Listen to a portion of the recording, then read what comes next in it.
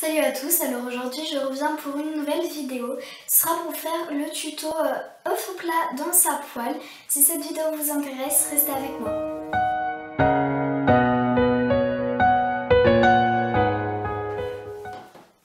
Pour le matériel, vous aurez besoin de fimo liquide, d'une lame ou d'un objet coupant, d'un pinceau, d'une aiguille ou d'un objet pointu, d'un douting tool, c'est facultatif, pardon. Deux pâtes fimo jaune tournesol, donc numéro 16. Deux pastels ocre et deux pastels d'un mélange de pâtes donc qui est un mélange de noir, argenté et un petit peu de granit. Je crois que c'est ça. Ça fait pas mal de temps que j'ai fait ce mélange, donc je me rappelle plus tout à fait. Et donc d'un petit peu de jaune très clair, donc un mélange que j'ai fait pour mélanger avec le jaune tournesol. Donc je vais vous montrer ce que ça donne. Alors ça donne ceci. Alors ça c'était la première fois que je l'avais fait, mais j'ai l'intention de changer une ou deux petites choses. Et donc on va tout de suite commencer. Donc vous allez prendre votre lame, votre jaune tournesol et votre jaune très clair. Alors donc vous allez ouvrir le paquet de jaune et vous allez prendre simplement un tout petit bout. Hop, excusez-moi. Donc vraiment un minuscule bout. Voilà, comme ceci à peu près, vu que ce sera simplement pour faire le jaune de l'œuf. Mais je vais quand même peut-être en rajouter un peu. Voilà. Hop, donc là, s'il n'y a pas assez, c'est vraiment grave. Hop, donc on met ceci de côté. Donc on n'aura plus besoin de la lame. Et donc vous allez prendre aussi un petit peu de jaune très clair. Et après, vous allez mélanger. Donc je vous retrouve tout de suite après avoir mélangé. Voilà, donc j'ai bien fait mon mélange donc de jaune. J'ai rajouté un petit peu de jaune tournesol car c'était un peu trop clair à mon goût. Après, vous faites vraiment la couleur que vous souhaitez. Donc on va mettre le jaune à côté, de côté plutôt. On va prendre donc ce fameux mélange. Votre lame. Vous allez couper donc une partie. Et donc vous allez aussi avoir besoin de cet outil ici. Donc je ne vous l'ai pas montré au départ. Hop, vous aurez aussi peut-être besoin d'un rouleau. Donc voilà. Hop, donc vous faites une boule. Donc une petite boule comme ceci. Vous allez l'aplatir à l'aide de votre doigt ou d'un rouleau. Voilà, donc là je pense que c'est bon. Même peut-être un petit peu trop. Donc voilà, vous mettez votre rouleau de côté. Normalement, vous en aurez plus besoin, pardon. Après, vous allez prendre votre douting bowl ou accessoire.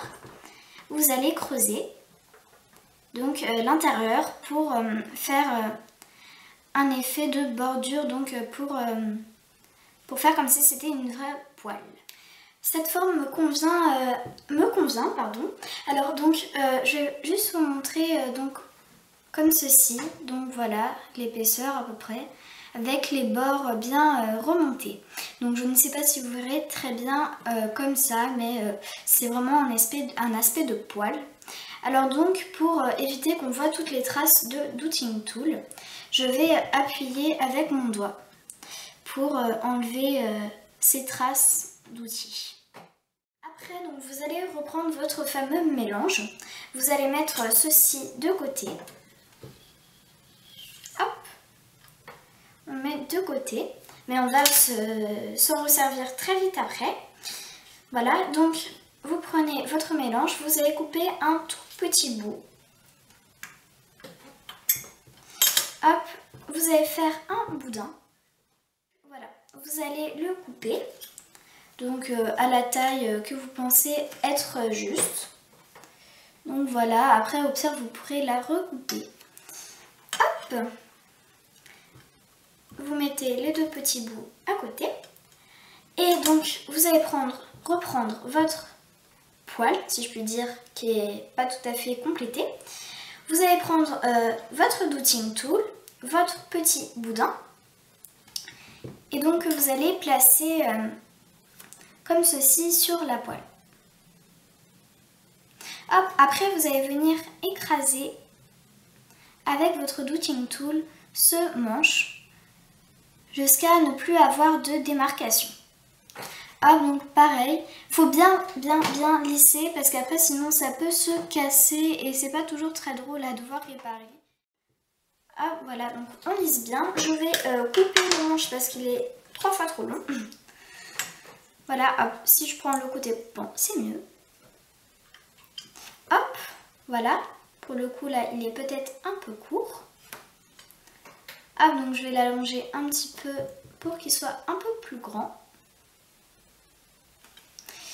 Et donc là ça me paraît plutôt pas mal. Donc après, une fois que vous avez fait la poêle, vous allez pouvoir la mettre de côté.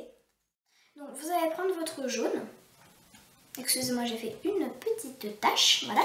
Vous allez le couper. Hop.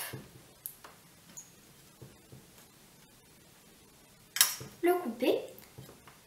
Et donc vous allez faire une petite boule que vous allez aplatir, hop, en formant un dôme.